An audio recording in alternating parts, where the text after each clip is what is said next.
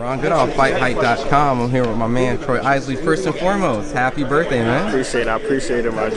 You feel a little bit older? You know, you feel like an old man? I feel good, man. I feel like I'm getting old, man. I feel like I'm getting old, mature. Say no, but no, I feel good. I feel good. Is it crazy? You know, you're a little kid, Alexandria, Virginia. It's like, what, 2 hours away from here? 2-3 hours, yeah, you know? yeah. But now you're able to fight comfortably in Virginia with your brothers, you know? Right. You know, it's just a funny thing. It's a funny story. I should have said this on a what's the name, but it ain't come to my mind. But, you know, my very first amateur fight was here. Really? My very first amateur fight was in. It wasn't here, but it was in Norfolk. Yeah. And I met Keyshawn and them that day, and I fought their teammate. Yeah. And you know what I'm saying? I fought that teammate 3 times. You know what I'm saying? That was their teammate, but you feel me? This is a little funny story, but.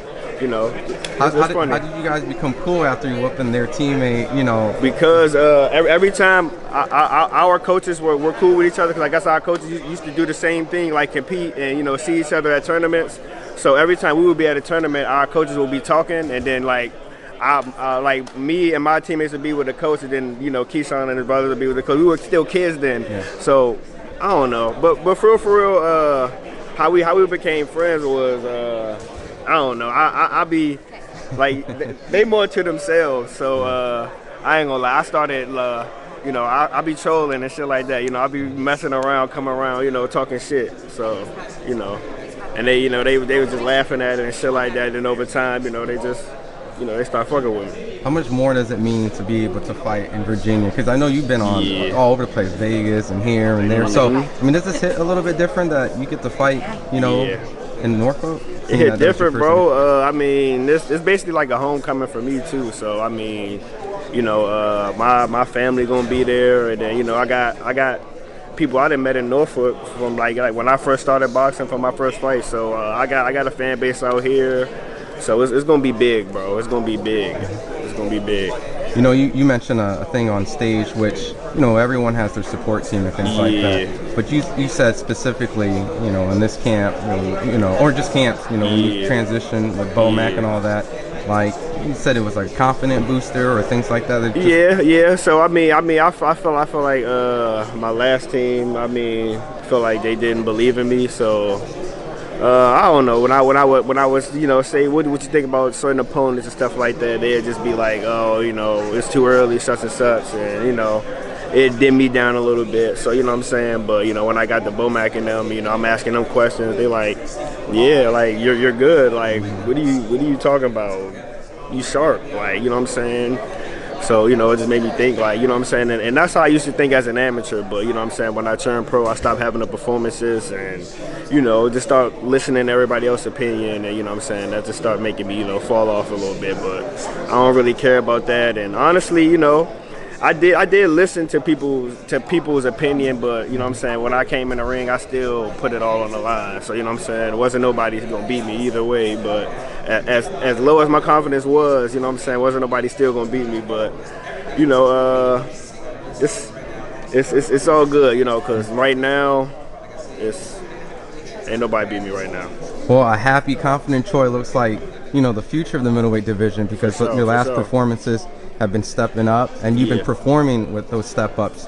So with your opponent, you know, they always say, you know, homecoming fights, you either get like a really easy tomato can, some people feel, or you get this scary opponent, which sometimes people say, you know, it's homecoming curses. But in this case, you're heavily prepared. And what do you think about your opponent? I mean, I got Tyler Howard. I don't think he's on the level of my last Vladimir Javier, but I think he's he hits harder than Vladimir and Javier. He's a power puncher, but I don't think he's on that level. But at the same time, I feel like I don't think he's on my level. I see maybe a mid to late fight stoppage. Mm-hmm. You know, with speaking with Bomac, he sees, you know, a couple of years you're world champion. You know, and the division seems probably will change up. Janabek struggle to make weight. And, you know, Danny's going to be fighting Lara. And they might as well, I don't know what, like, they might as well just retire, man. I don't know what they doing. They holding on to the belt. Come on, bro. What are y'all doing? What are you doing, man? Why are you fighting Danny, bro? Come on, bro. How does Danny how does Danny get to the rankings? How does he get all the way to the rankings? I don't get that, bro. I don't get that. I mean, it's boxing politics, right? I've been fighting that 60 longer than he has, bro. How does he beat everybody in the rankings and just shoots all the way up to wherever he was at? Because I didn't even know he was in the rankings. You think a lot of boxing politics, you know, it's kind of annoying? It's annoying. I deal with the boxing politics all the time, man. It's annoying. But I feel like I started dealing with it as a pro, you know what I'm saying? As an amateur, you know, I was the guy, so I didn't deal with this as an amateur, you know what I'm saying? But it's cool. I like being an underdog. I had to work my way to being, you know what I'm saying, the top dog as an amateur. So it's cool. I just got to do it again as a pro. So it's all good with me. I'm going to get there. If not one of the best, you know, middleweights of all time, similar with an underdog. Hagler. Yeah. And you get compared a lot. Not saying style-wise, but just, you know. Personality, yeah, for sure. That's one of my top 5. You know, Hagler, Holyfield, and Tony. I feel like I got a little bit of them emulation. I feel like I fight more like Holyfield. I feel like personality, Hagler. And then I got a little bit of James Tony. I fight on the inside and stuff like that.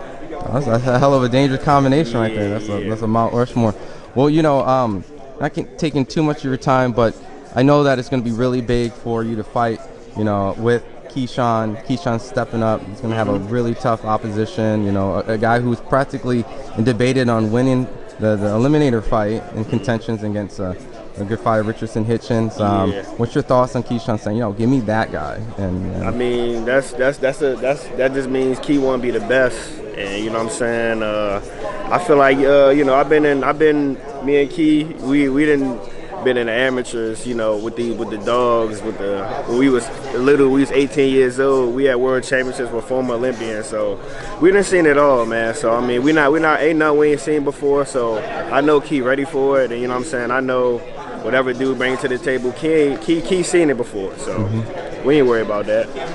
And lastly, you know, and another thing, when the competition step up, we step up like that. You know what I'm saying? That don't do nothing but bring more out of us. You know what I'm saying? The stuff we don't do against regular people.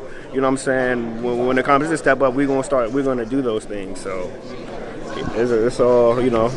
And we've been seeing it with you guys. Yeah. And my last question is, with Keon making his pro debut, right? You know, went through the amateurs just like you guys, and but now he's going pro on a big card.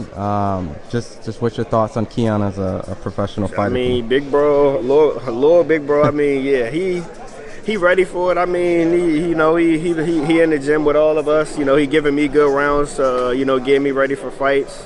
You know, he chopping it up. You know, soaking in all the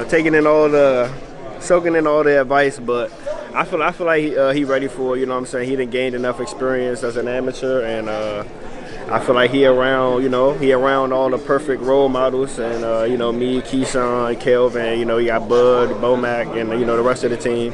So I feel like he around all the perfect examples to, you know, be a world champion. Awesome. Well, right before I let you go, where can they follow you on social media right before they tune in, come down on November 8th in Virginia to see, you know, the cream of the crop? Instagram, Megatroy1, Twitter, Goat Transformer, and Facebook, Troy Isley. Awesome. Once again, happy birthday. For sure. Appreciate it.